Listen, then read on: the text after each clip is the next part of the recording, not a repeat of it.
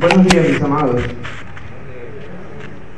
Que el Señor les bendiga amplia, genuina y grandiosamente en esta mañana. Que el Señor pueda estar a través de su palabra hablando a nuestros corazones, incluyendo al mío principalmente.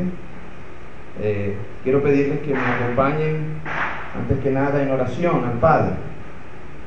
Dios amado, muchas gracias, Señor, una vez más por el privilegio de poder impartir, Señor, a tu grey la sana doctrina de tu palabra, Señor. Te ruego, Dios, que tu Espíritu Santo, Señor, sea tratando con cada uno de nosotros, con cada uno de los creyentes y aún de los amigos que nos visitan, Señor, en esta mañana. Te ruego, Dios, que tu Espíritu pueda vencer la obstinación de muchos en esta mañana, Señor. Te ruego, Padre, que en el nombre de Jesús tu nombre sea glorificado, tu palabra honrada y tu Espíritu manifestado. La gloria a ti, Señor, solo a Dios la gloria por siempre. Amén y amén. Mis amados, quiero pedirles por favor que vayan al libro de los Efesios, capítulo 1.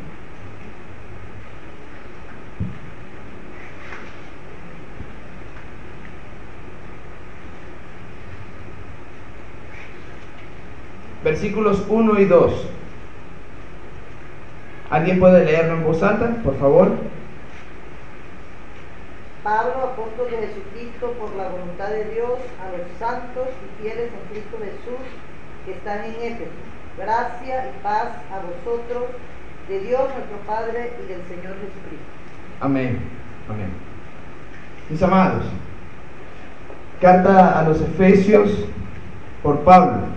Y antes de esto yo quería hacer una introducción, antes de la carta a los Efesios, ¿verdad?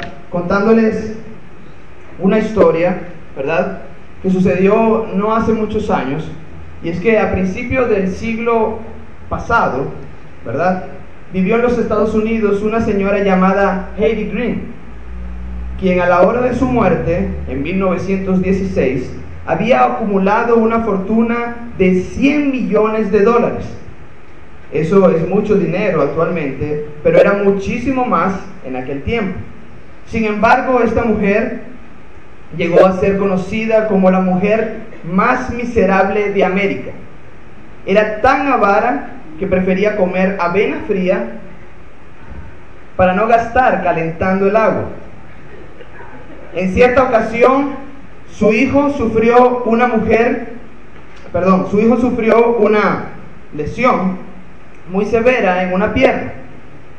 Y fue tanto el tiempo que esta mujer tardó buscando una clínica que lo atendiera gratis, que finalmente hubo que amputársela por lo avanzado que estaba el estado de su infección. Y aquí vemos un caso severo de avaricia.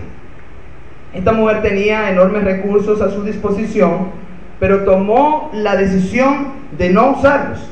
Vivió como una miserable siendo millonaria, y a la larga de poco le sirvió todo cuanto tenía. Es de poco provecho tener mucho cuando no se desea usarlo o no se sabe cómo. Y tristemente, muchos de los que profesan la fe de Cristo se parecen a esta mujer, y no porque sean avaros como ella. En la mayoría de los casos es por la ignorancia de la Escritura. Estos hombres y mujeres se encuentran en peligro de malnutrición espiritual, aunque tienen a su disposición un gran almacén de alimentos y recursos espirituales. Leí hace mucho tiempo atrás la historia de una pareja de esposos que fueron a tomar sus vacaciones a un hotel, pero como el restaurante era caro, ellos decidieron comer allí solo el desayuno y solo lo más barato, y el resto de las comidas la procuraban fuera. Si recuerdo bien la historia, todo el tiempo que estuvieron en el hotel solo comieron cereal en el desayuno. Cuando fueron a saldar la cuenta, se enteraron de que todo estaba incluido en el paquete que habían pagado. En este caso, no fue la avaricia, sino la ignorancia lo que le impidió a esta pareja disfrutar de todo cuanto estaba disponible para ellos en ese lugar. Y así es el caso de muchos creyentes. No es que sean avaros, es que son ignorantes de las inescrutables riquezas de la gracia de Dios disponible para ellos en Cristo. Y creo que nada mejor para corregir esta anomalía que lo que estamos haciendo. ¿Y qué es lo que estamos haciendo? O lo que comenzaremos a hacer si Dios lo permite. En los próximos domingos en la mañana estudiaremos expositivamente, versículo por versículo, la carta de Pablo a los Efesios, siempre y cuando me toque a mí exponer la palabra, ¿verdad? Esta carta es como una especie, mis hermanos, mis amados, de casa del tesoro del Nuevo Testamento, donde los creyentes pueden acudir no simplemente para contemplar en un museo, ¿verdad?, las riquezas que se pueden ver y no tocar, sino todo aquello de lo que nosotros como creyentes hemos sido hechos partícipes por la gracia de Dios.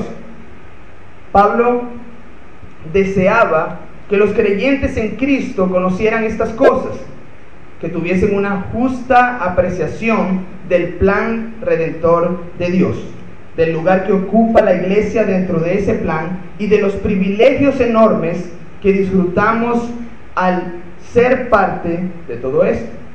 Por eso Pablo pide a Dios en oración en el capítulo 1, versículos 17 y 18.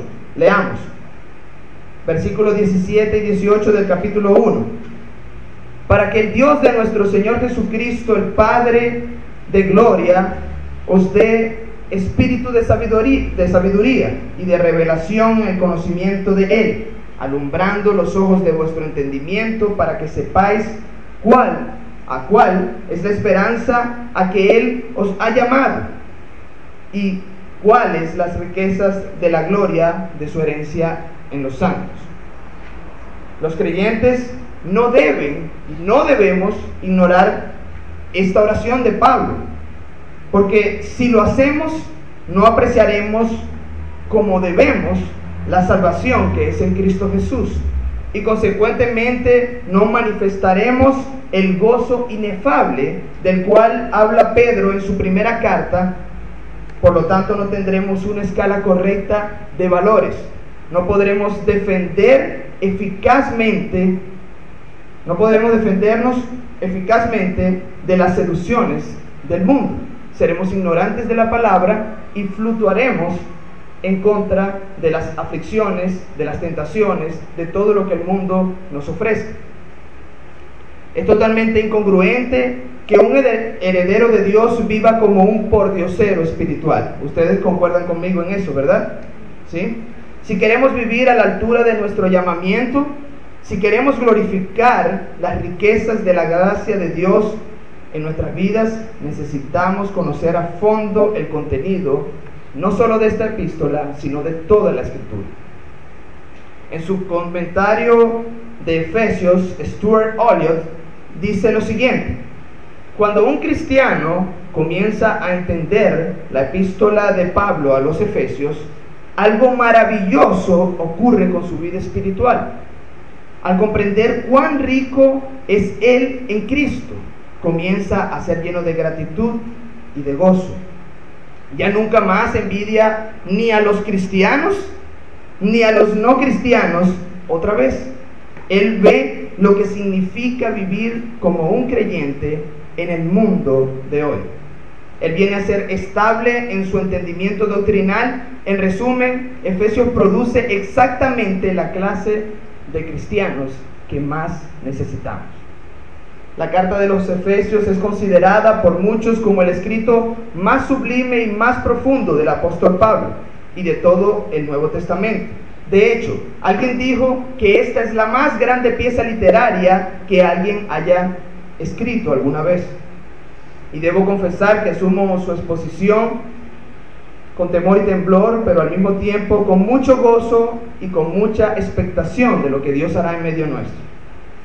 tengo la firme convicción, mis amados, de que mucho bienestar espiritual vendrá a nuestras vidas, como individuos y como congregación, si prestamos cuidadosa atención a lo que el Espíritu Santo nos ha revelado aquí por medio de Pablo.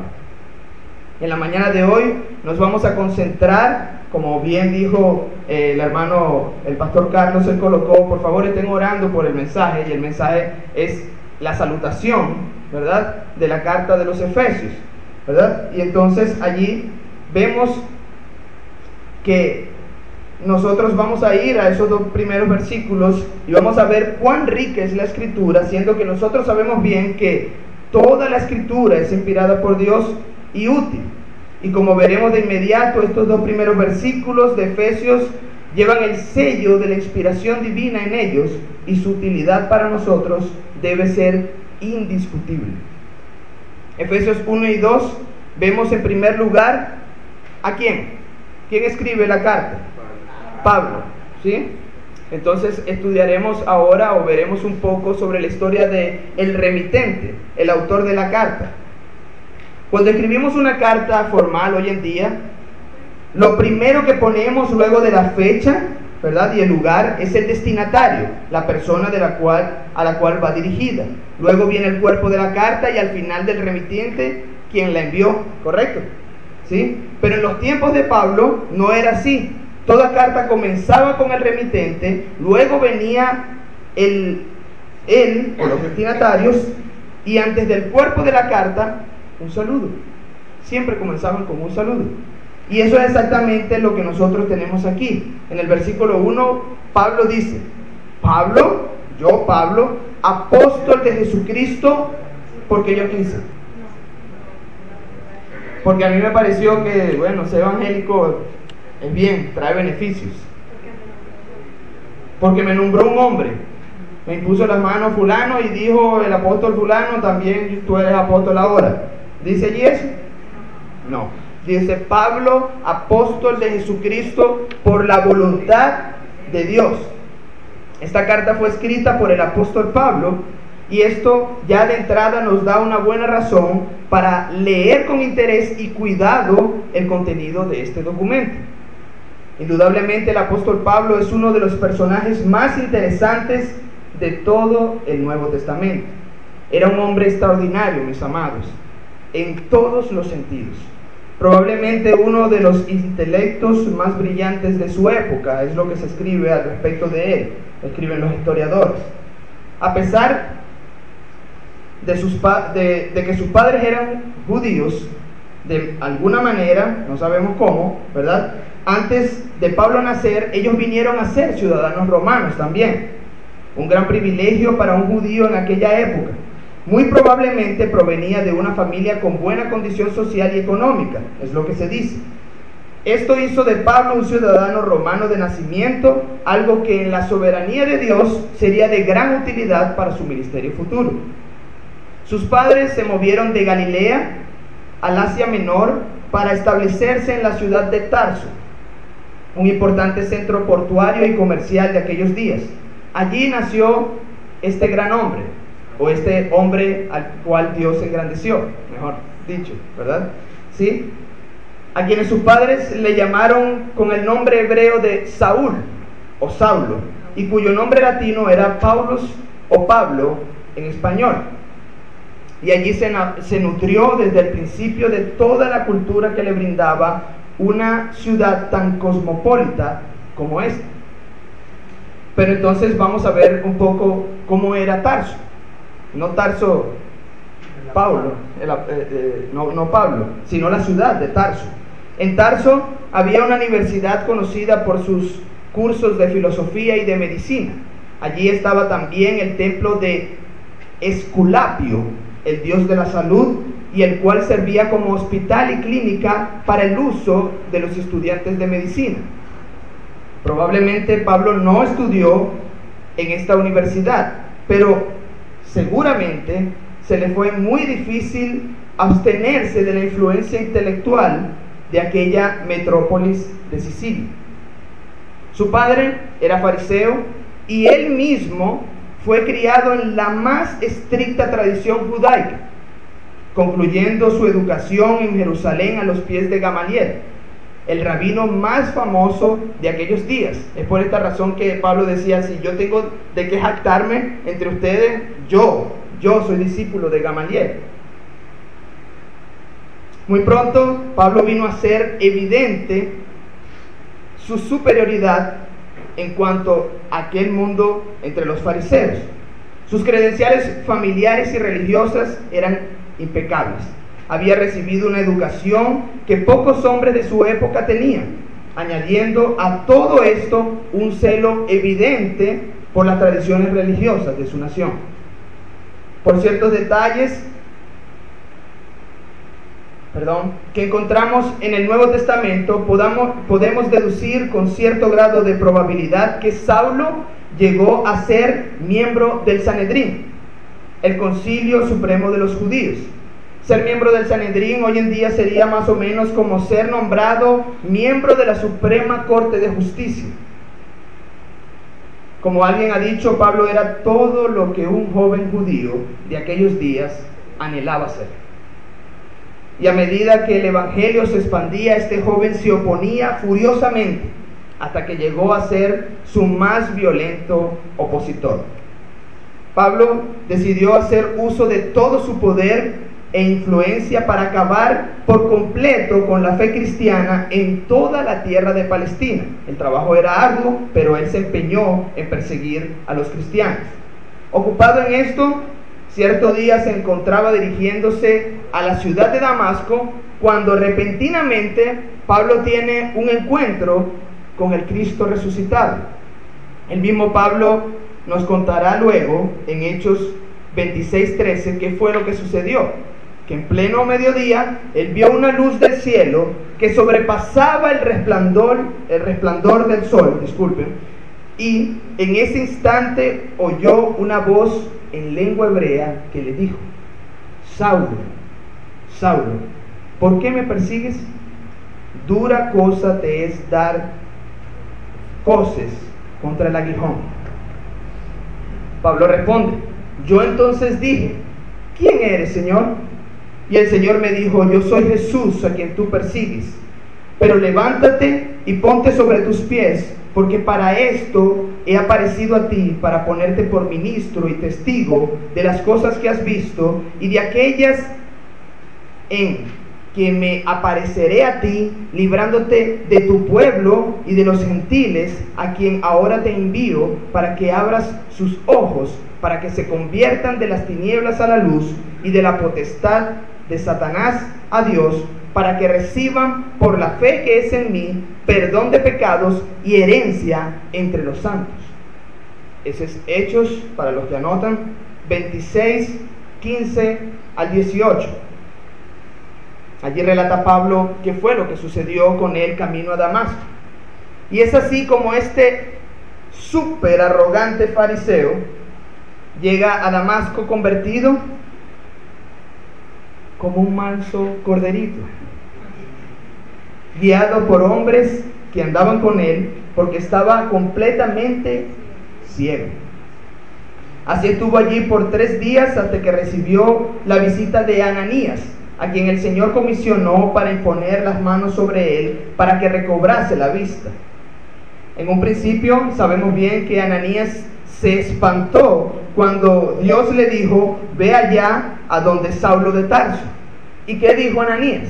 Señor, papá, ahora sí está difícil la cosa, esta orden del Señor. ¿Estás seguro que es aquel hombre que persigue a los cristianos? Aquel loco que anda matando a todo el mundo. ¿Tú me estás mandando para allá? ¿Tú lo que quieres es que me mate?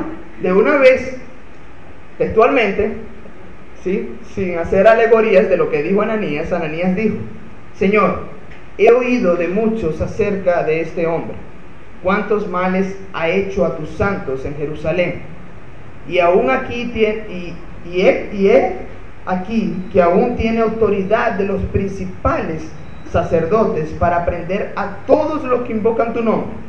Y el Señor le dijo: ve, porque instrumento escogido me es este para llevar mi nombre en presencia de los gentiles y de reyes y de los hijos de Israel, porque yo le mostraré ¿cuánto le es necesario padecer por mi nombre? Ananías va al encuentro con Pablo, muy temeroso, muy asustado, y le impone las manos. Yo me imagino que aquel hombre temblaba cuando estaba orando por Pablo, ¿sí? Y le dice: hermano Saulo. Interesante, ¿verdad? ¿Ah? El que lo perseguía, a él y a toda la iglesia y todo, el Espíritu Santo colocó en el corazón de Ananías llamarle hermano Saulo. Y le dice: el Señor Jesús, que se te apareció en el camino por donde venías. No cita la Biblia que Dios le había dicho esto a Ananías antes. Me ha enviado para que recibas la vista y seas lleno del Espíritu Santo. Y al momento, dice la Escritura, le cayeron de los ojos como escamas, y recibió al instante la vista, y levantándose fue bautizado. Hechos 9, 17 y 18. Bien, mis hermanos, lo que Pablo experimentó en el camino a Damasco no fue un shock psicológico, ni un engaño de su imaginación. Y ahora estaba en la propia casa donde él estaba. Había llegado un hombre el cual él no conocía, un hombre llamado Ananías, y le llamaba hermano, lo que confirmaba que Dios realmente le había aparecido y que no había sido mera visión, imaginación, producto de su imaginación, sino que realmente esto le había sucedido. Fue Cristo mismo quien se le apareció cuando iba camino a Damasco, quien transformó su corazón y quien le comisionó para ser un apóstol. Por eso se presenta a sí mismo en la carta a los Efesios como apóstol de Jesucristo por la voluntad de Dios. Pablo no se impuso tal cosa a sí mismo. Él vino a ser un apóstol por la voluntad de Dios. La palabra apóstol significa uno que ha sido enviado. Y en el Nuevo Testamento se usa como una designación oficial de aquellos que han sido comisionados por Dios para poner el fundamento de la iglesia. El mismo Pablo nos dirá más adelante, o diría más adelante, en Efesios capítulo 2, versículo 20, que fueron los apóstoles quienes pusieron el fundamento sobre el cual es edificada la iglesia del Señor. Así que lo que escribe en esta carta y en todas las demás que encontramos en el Nuevo Testamento no son propias ideas o conclusiones humanas de Pablo, sino más bien la voluntad de Cristo como cabeza de la iglesia, dada a través de uno de sus representantes. Luego de su extraordinaria experiencia de conversión, Pablo se queda en Damasco por un tiempo, pero de inmediato comienza a tener problemas con los judíos por predicar de Cristo en las sinagogas, al punto de que los discípulos tienen que ayudarlo a escapar a través del muro de la ciudad, bajándole con una cuerda en una canasta. Estaba asustado, primera vez que le perseguían a él, ¿sí? Le estaban dando de su propia medicina, y entonces él también salía huyendo, ¿verdad? Pasado el tiempo, Pablo volvió a Tarso, su ciudad natal, y permanece allí por 10 años predicando el Evangelio, hasta que Bernabé va a buscarlo y le pide que le ayude a ministrar en la recién fundada iglesia de Antioquía en Siria. ¿Y qué hace Pablo? ¿Se reniega por el miedo a ser perseguido? No, Pablo accede, pero una vez que esta iglesia se consolida, el Espíritu de Dios lo aparta junto con el mismo Bernabé para llevar el Evangelio a otros lugares. Desde allí se realizan entonces 3 viajes misioneros. El primero llega hasta la parte sur del Asia Menor, y en el segundo vuelven de nuevo al Asia Menor. Disculpen, en el primero llegan hasta la parte sur del Asia Menor, en el segundo vuelven de nuevo a Antioquía, pero esta vez llegan hasta Europa, y es en el tercer viaje cuando Pablo llega a la ciudad de Éfeso. Allí Pablo predicó el Evangelio por 3 años y se estableció una iglesia que sirvió de base para expandir la palabra de Dios hacia otros lugares. Sabiendo bien, haciendo un paréntesis acá, mis hermanos, que cuando Pablo se dirigía a cada una de estas ciudades y fundaba una iglesia, era para que esta iglesia sirviese como base de envío, ¿de qué? de otros misioneros, ¿verdad? Sabemos entonces que él predicó ese tiempo allí. Finalmente él sale de Éfeso dejando la iglesia establecida y llega a Jerusalén, donde es preso y enviado a Roma, como había sido su deseo por mucho tiempo. Esto ocurrió más o menos aproximadamente en el año 62 después de Cristo. Mientras es mantenido como un prisionero en Roma, Pablo escribe varias cartas.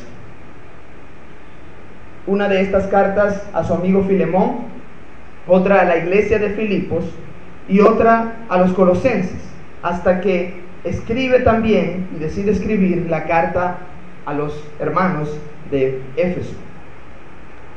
Así que nos encontramos ante la epístola de un hombre extraordinario que estaba preso.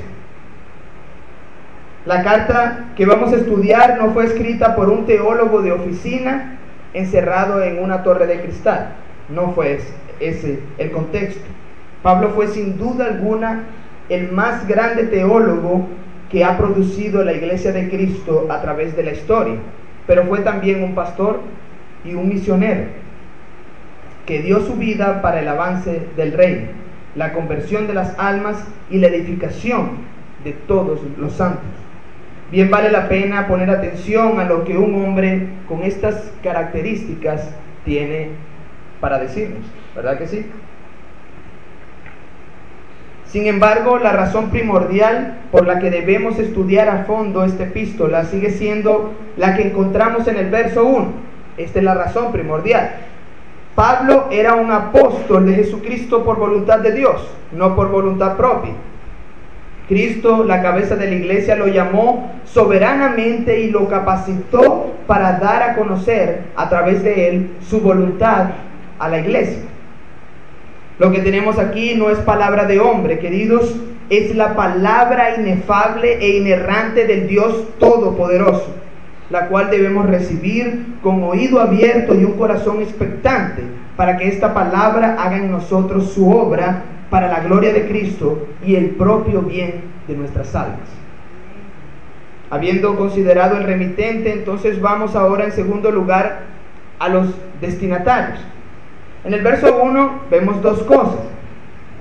En este texto, por un lado, el lugar donde se encontraban estos creyentes, y en segundo lugar, la descripción que hace Pablo de ellos. Los destinatarios originales de esta epístola se encontraban en Éfeso, una ciudad que era considerada en aquel tiempo la suprema metrópolis de Asia. Comercialmente hablando, era una de las 3 ciudades más importantes de todo el mundo antiguo, formando un triángulo con Alejandría, Corinto, pudiendo ser estas 2 ciudades las únicas que podían competir con Éfeso en cuanto a su magnitud. Aparte de eso, Éfeso era un centro cultural de muchísima importancia. Sus filósofos eran de los mejores, eran muy bien conocidos, así como sus poetas, sus artistas y oradores. Solo Corinto podía rivalizar con ella en este sentido. Pero Éfeso era también famosa por otras razones no tan dignas. Estamos engrandeciendo Éfeso como que si fuese, ¿sí?, la ciudad donde todos desearíamos vivir, ¿sí? Había allí un famoso templo dedicado a la diosa Diana, tan fabuloso que llegó a ser considerado una de las 7 maravillas del mundo antiguo. Era 4 veces más grande que el Partenón de Atenas. ¿Se pueden imaginar eso?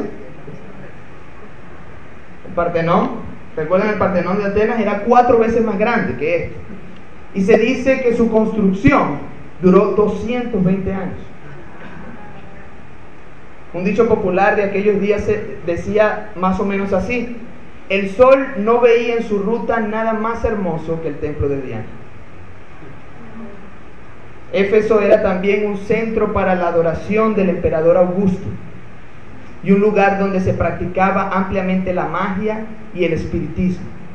He ahí un cuadro típico de las incongruencias del mundo pagano: mucha cultura por un lado, pero mucha superstición por el otro. Esta ciudad que tanto desarrollo alcanzó en algunos aspectos espiritualmente hablando era tan torpe y tan entenebrecida como las más salvajes tribus del África. Ni aun con lo mejor del intelecto humano el hombre puede alcanzar la verdadera sabiduría, mis amados.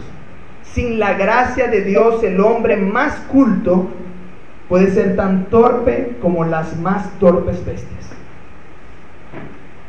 Solo el poder de Dios, obrando a través del Evangelio, puede abrir los ojos de un hombre para que vea las cosas como deben ser vistas. Y eso fue exactamente lo que sucedió en Éfeso. Cuando Pablo predicó el Evangelio allí, el poder de Dios se manifestó de tal manera que Lucas nos cuenta en el capítulo 19 del libro de los Hechos que muchos de los que habían practicado la magia trajeron los libros y ¿qué? ¿Recuerdan? Y los quemaron. ¿Se pueden imaginar el poder del Espíritu Santo obrando en aquella ciudad? Ellos agarraron sus libros de magia, lo trajeron delante de Pablo y le prendieron candela a sus libros. Y Lucas añade, y así crecía y prevalecía poderosamente la palabra del Señor en esta ciudad. Versos 19 y 20 del capítulo 19. La gracia de Dios obró poderosamente en medio de aquel oscurantismo y muchos vinieron al conocimiento de Cristo a pesar de sus supersticiones y su degradación moral.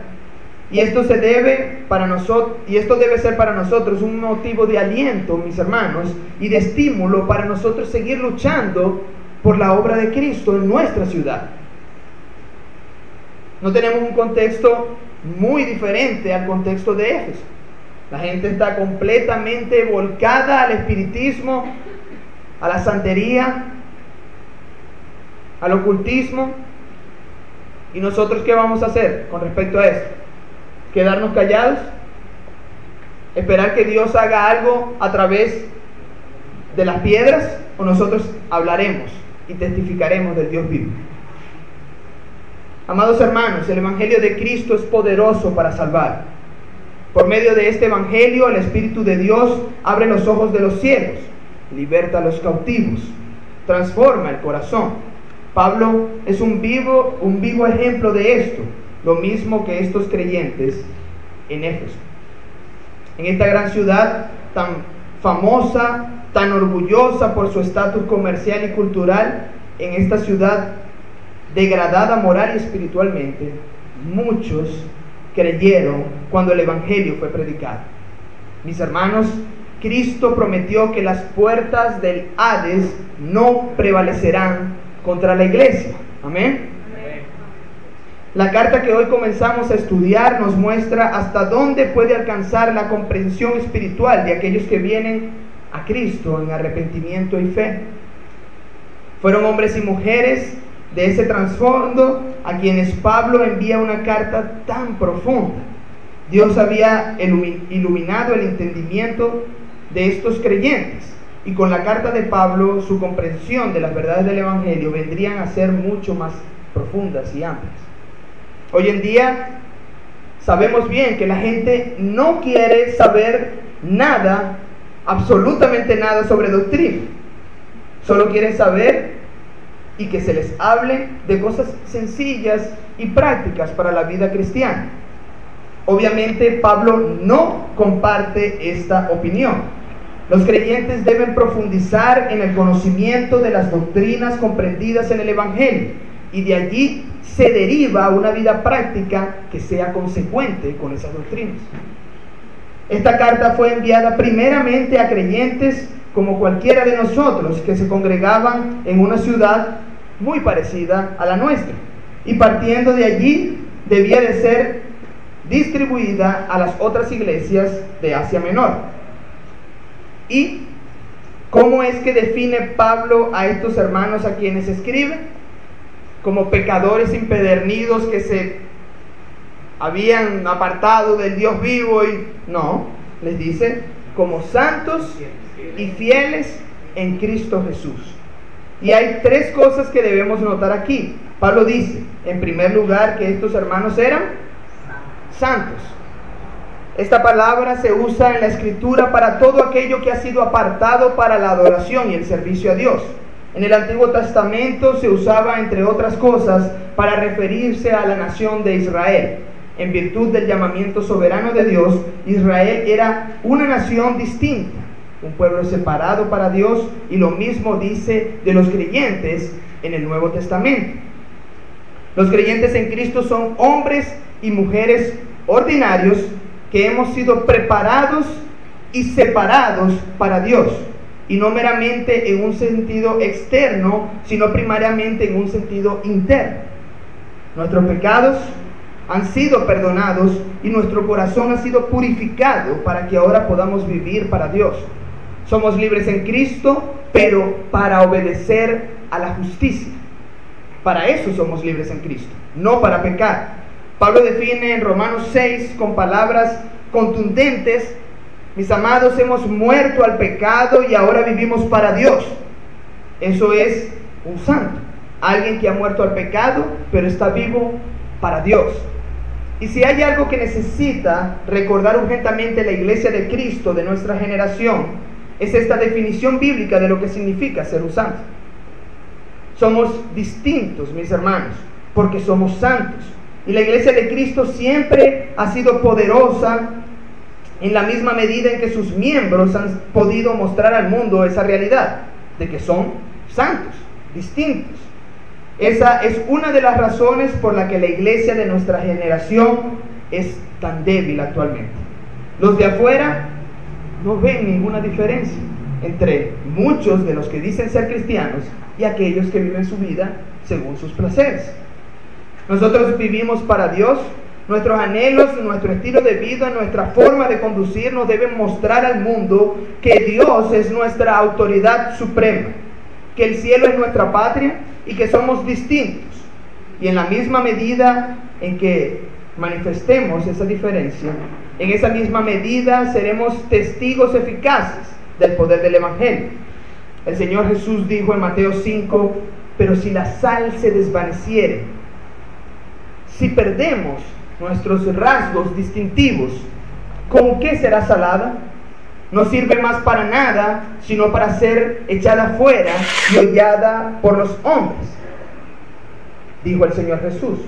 Por lo tanto, los creyentes son santos y deben vivir como tales, como personas que han sido apartadas para la adoración y el servicio a Dios. Amén.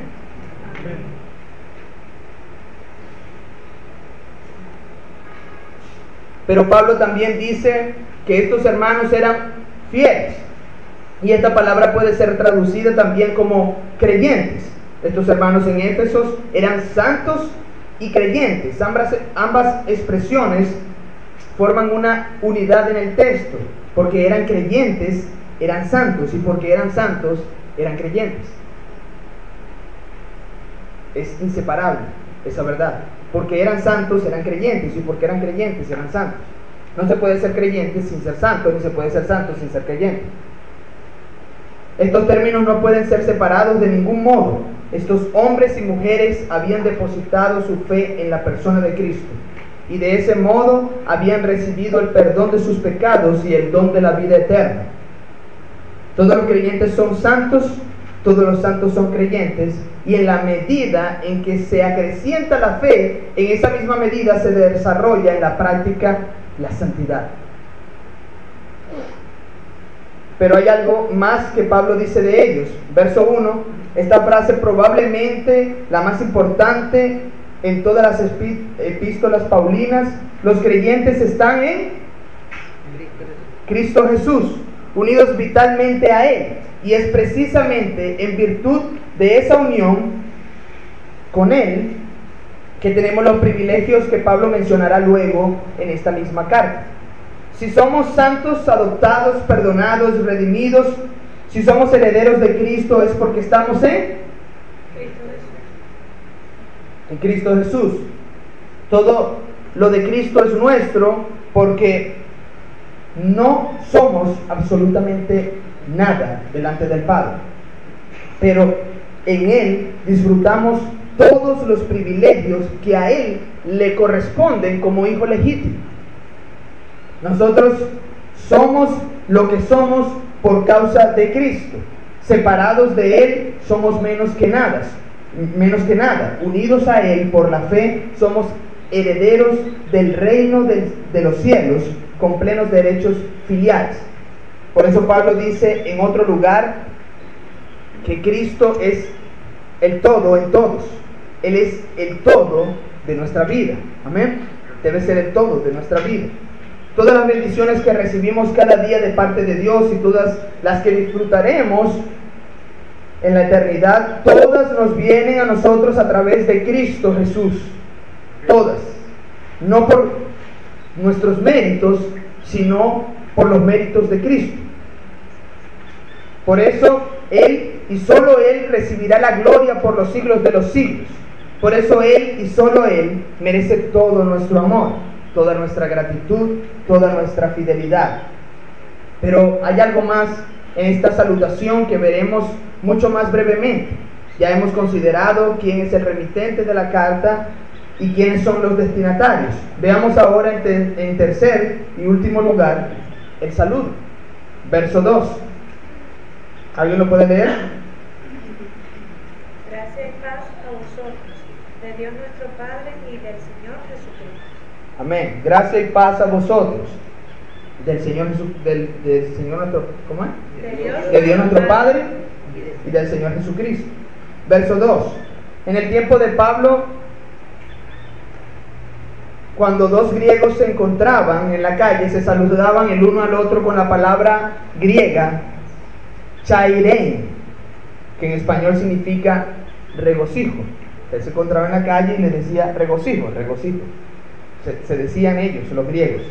Si eran dos judíos, ¿verdad? Se saludaban con la palabra shalom, que significa paz.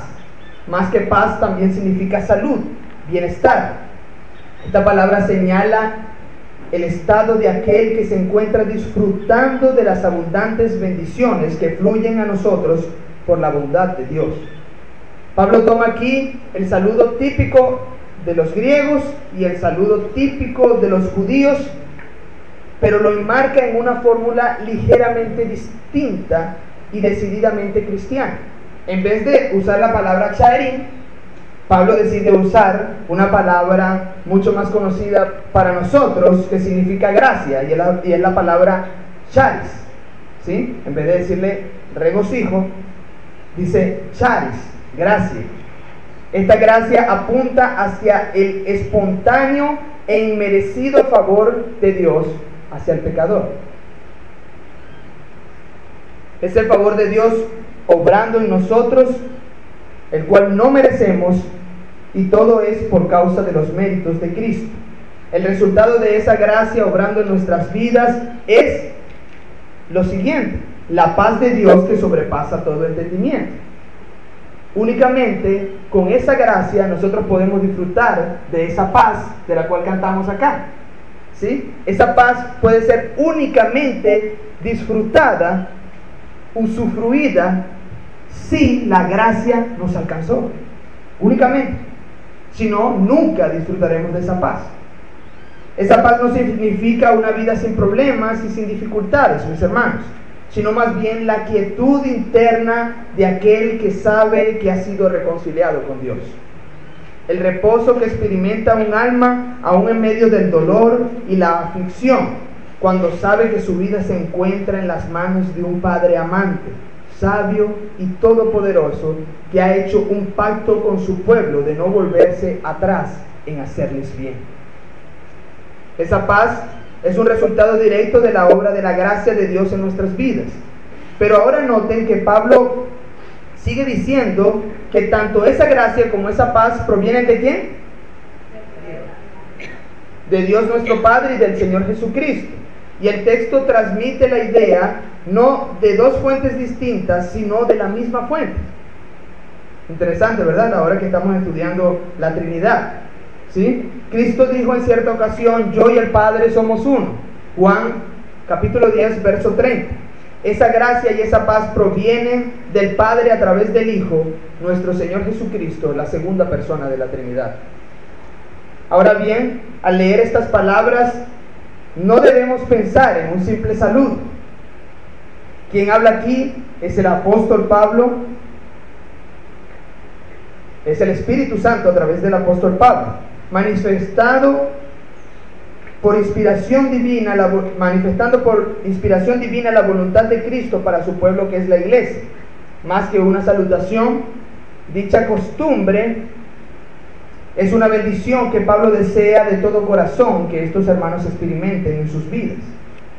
Pero no olviden que Dios usa medios para impartir su gracia, y uno de esos medios es precisamente el estudio de su palabra. Y es mi deseo como hermano que el estudio de esta carta sea un medio poderoso por el cual y a través del cual Dios obre en nuestra iglesia. Y los hermanos, todos juntos, podamos experimentar una mayor medida de gracia y paz de nuestro Dios y Padre y del Señor Jesucristo. Mi pedido, mis hermanos, es para que oremos por esto, para que sea una realidad entre nosotros, y para que muchos que se expondrán en estos próximos domingos al estudio del libro de los Efesios conozcan también la gracia de Dios que es en Cristo, nuestros amigos invitados. Y si hay algún amigo que no ha creído en Cristo en esta mañana, te digo que el mundo anhela con desesperación vivir en paz, tener una vida plena y bienaventurada, pero eso es imposible obtener fuera de Cristo. Antes que nada, tú necesitas ser reconciliado con Dios, y eso es precisamente lo que Dios ofrece al pecador por medio de la fe en Él: perdón de todos tus pecados, plena aceptación delante de Dios y el don de la vida eterna. Pero para poder experimentar todo esto es necesario que te arrepientas de tus pecados, apartándote de ellos y confiando plenamente en la obra de Cristo que fue ofrecida a favor de los pecadores, de todos los pecadores. Que la gracia de Cristo venza la obstinación de muchos hoy, para que todos los que están aquí, sin excepción, podamos también tener esa paz que sobrepasa todo entendimiento humano y que solo proviene de la bendita gracia de Dios. Amén. Padre amado, muchas gracias, Señor. Queda claramente comprendido para nosotros que son por los méritos de Cristo que nosotros podemos disfrutar de esa gracia y de esa paz. Gracias por esa paz. Sin querer, tú guiaste a mi hermano Carlos, Señor, a dar un énfasis especial en la palabra paz que tanto necesitamos en esta mañana. Hay familiares, Señor, y hermanos en Cristo que están pasando por momentos muy difíciles. Derrama tu gracia, Señor, sobre ellos para que ellos puedan gozar de esa paz. Derrama tu gracia sobre ellos. Ten misericordia de todos los que aún no te conocen, Señor. Ten misericordia de ellos. Oramos para que en tu poder soberano y bajo tu voluntad, Señor, tú los salves. Tengas misericordia de ellos, Señor, y tú los alcances con tu gracia preciosa. Permite que esa paz continúe reinando en nuestras vidas. Aquellos que disfrutamos hoy de esa paz aún en las circunstancias difíciles, en los momentos, en las pruebas, en las tribulaciones, que esa paz impere en nuestro pensamiento, en nuestro corazón, en nuestras acciones y en nuestras reacciones. Muchas gracias por este tiempo, Señor. Bendice a tu iglesia. Gracias por el privilegio, Señor, que me das de exponer tu palabra, Señor. Permite que mis hermanos, Señor, puedan ser enriquecidos como yo he sido enriquecido en el estudio de esta carta. En el nombre de Jesús, tu Hijo amado. Amén y amén.